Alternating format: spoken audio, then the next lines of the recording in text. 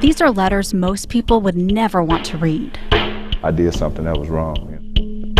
Written behind bars and barbed wire by people accused of awful crimes against children. I ruined their lives. Most prisoners wrote they are innocent. Others admitted guilt, but almost all of them, When I got your letter, I cried that night. said they have information families need to know. A sex offender will strike, make friends with the child. The parents need to be very cautious. We're hiding the prisoners' identities to protect their victims. If you met them in passing, Construction, digging ditches. chances are you wouldn't be scared. I was well respected, a Christian a minister at the church. And many are already in your home. All but one of the prisoners who wrote us said they knew their victims very well. The victims were usually friends' kids or their own nieces, nephews, or stepchildren. And the prisoners were once babysitters or boyfriends of the victims' mothers. When they found out, it was, how could you? I trusted you. This prisoner from San Antonio admits to molesting his girlfriend's 3-year-old daughter. He believed the child was asking for it. Rubbing up on me, patting.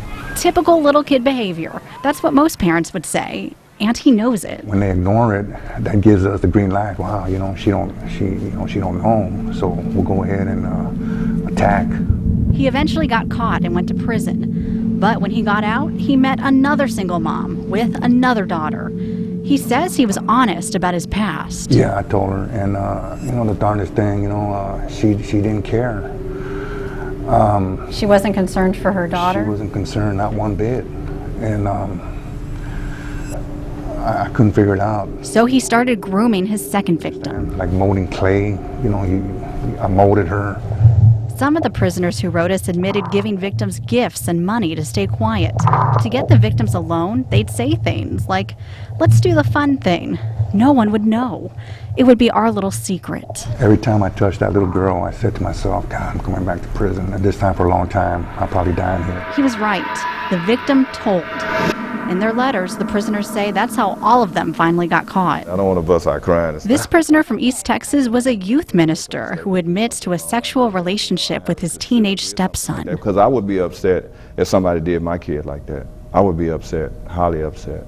But you did that. I know, and I was wrong. Like most of the prisoners who wrote us, My past just came back and hunted me. this man says That's he what was I feel sexually abused as a It child. ruined my life. He never told anyone and believes keeping the secret for so long led to him molesting his stepson. And I regret making the mistake that I did because he was an innocent little boy, just like I was an innocent little boy. From these difficult conversations, we learned that what the experts say is true. It can be anybody.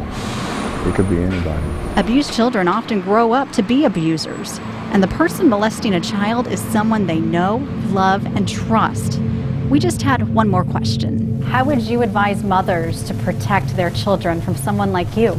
Remember, I'm only targeting single women with children because they're the most vulnerable.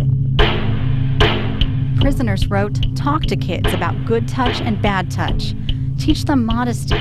When they're old enough to say potty, it's a good time to begin pointing out the little details of life.